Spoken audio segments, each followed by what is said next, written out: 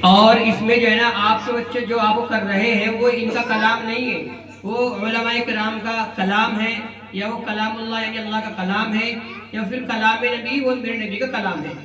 یعنی اگر کسی بچے نے حدیث سنائی تو میرے نبی کا کلام ہے، اور اگر کلام پاک سنایا تو اللہ کا کلام ہے، اور اگر کوئی قصہ سنایا تو بزرگان دین کا کلام ہے۔ الحمدللہ وہ آپ سن رہے ہیں، بہت اچھی بات ہے، آپ کا جزاک اللہ خیرہ۔ خیر آپ بہت دیر سن رہے ہیں کہ بھئی بڑے قاری صاحب یہ سب کچھ اس طرح، تو کل ملا کر بات یہ یہاں تو بڑے اور چھوٹے کی پہچان ہی نہیں، اور دیکھو میں اس کو رکھتا بھی نہیں۔ آپ نے دیکھا ہوگا بھائی میں وہاں تھوڑی دیر وہاں بیٹھا ہوں یا پھر میں ادھر کھڑا رہا، یعنی میں بھی یہ چاہتا ہوں کہ یہاں کوئی چھوٹا بڑا نہ رہے، جو کام کرے گا دیکھو وہ بڑا ہے۔ اور میری آپ لوگوں سے درخواست ہے کہ ہمارے لیے سب سے بڑا بزرگ ہمارا والد اور ہماری والدہ ہے۔ دیکھو اس جو ہماری تعلیم کا جو نچوڑ ہے اس کا صرف یہ نچوڑ ہے کہ ہم لوگ کیسے فرما بردار بن جائیں۔ میرے نبی کا کلام ہے اس کے اوپر، قال قال النبی صلی اللہ علیہ وسلم رضا الرب فی رضا الوالد، جس کا والد راضی اس کا اللہ راضی۔ تو کل ملا کر بات یہ ہے، اگر کوئی انسان، اگر یہ میرے بچے بات نہیں سمجھتے تو میں انہی کی زبان میں بات کرنا چاہتا ہوں۔ آپ خود سوچو بچوں، اگر آپ کھیل کود کی دکان سے کھیلنے کا کوئی سامان لے کر آئیں اور وہ سامان تمہارا آتے آتے ہی راستے میں خراب ہو جائے تو آپ پہ کیا بیتتی ہوگی؟ یہی کچھ جو ہے نا، اسی طرح کچھ تصویر ماں باپ کے ساتھ ہوتی ہے کہ ماں باپ اپنی اولاد کو پالتے ہیں، اپنی اولاد کی خاطر سنتے ہیں۔ مان لو کہ اولاد نے کوئی گڑبڑ کر دی تو بھی سنتے ہیں، اولاد کے پیپر آ گئے بیچاری اپنے گھر جا نہیں سکتی تو بھی سنتی ہے، آپ کی امی کھانا بنا رہی ہے یا کھانا کھا رہی ہے، اور آپ نے اگر لیٹرین یا باتھ روم کر دیا، مطلب پیشاب وغیرہ اگر کر دیا، لیٹرین کر دی، تو آپ دیکھتے ہوں گے آپ کی امی فوراً سارا کام چھوڑ کر کے سب سے پہلے جو ہے نا آپ ہی کو سنگواتی ہے، یعنی آپ ہی کو صحیح کرتی ہے، آپ کے اگر کپڑے سنجن صاف کرتی ہے، اور آپ کو وہ چیزیں جو اس وقت میں آپ کے لیے بہتر ہوتی ہے وہ آپ کو عطا کرتی ہے۔ بڑی عظیم چیز ہے بچوں ماں۔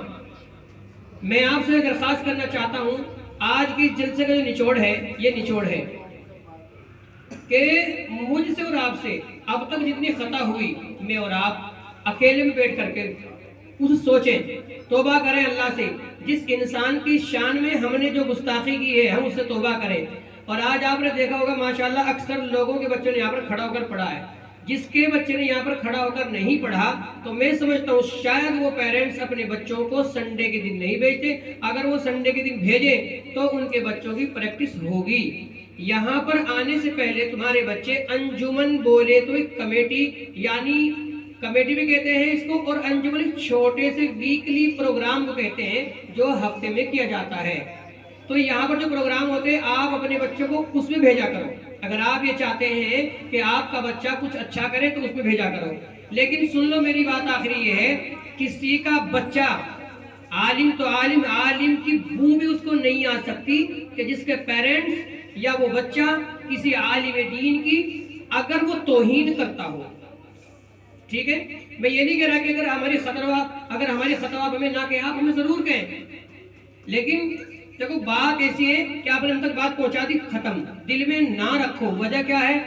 اسے کہتے ہیں کینہ، اور کینہ رکھنے والا کیسا ہے اس کا انجام آپ جانتے ہی ہیں۔ تو میں بتانے سے چاہتا ہوں کچھ لوگوں کے بچے پڑھتے ہیں لیکن کامیاب نہیں ہوتے، اخیر میں بس وہ بیچ میں اٹھنا پڑتا ہے کہ نہ ادھر کرے نہ ادھر کرے، اور وہ کچھ بھی نہیں بن پاتے۔ میں آپ کو بتانا چاہتا ہوں کہ والدین کی نافرمانی کے ساتھ ساتھ استاد کی نافرمانی بھی ایسی ہی ہوتی ہے۔ تو آپ استاد ہو یا آپ کے یا نہ ماں باپ ہو، آپ کبھی نہ ستائیں۔ اسی کے ساتھ ساتھ ایک بہت بڑی ہستی ہے، وہ آپ نے دیکھا ہوگا کہ جب کوئی انسان اسے کرتا ہے نا تو وہ بلک بلک کے روتا ہے۔ کون؟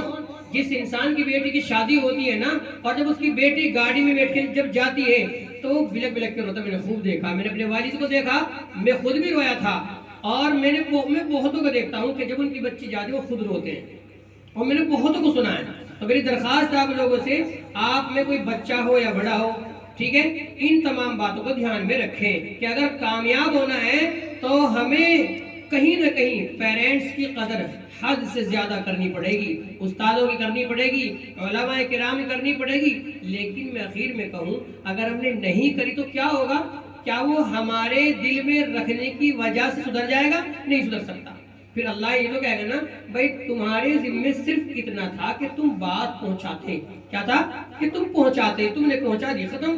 وہ مانے گا تو صحیح، نہ مانے گا تو صحیح. اسی کے اوپر ایک شعر کہا ہے علماء کرام نے کہ جیسی کرنی ایسی بھرنی، نہ مانے تو کر کے دیکھ، جنت بھی ہے اور دوزخ بھی ہے، نہ مانے مر کے دیکھ. تو بچوں کے پیچھے بہت سارے ریزن ہوتے ہیں. اب اخیر بات چھوٹی سی یہ ہے کہ میں آپ کو بتانا چاہتا ہوں، اگر کسی کا بچہ آپ لوگوں میں سے کم چل رہا ہو پڑھائی میں، تو میری درخواست ہے آپ سے، آپ اسے ہٹائیں نا.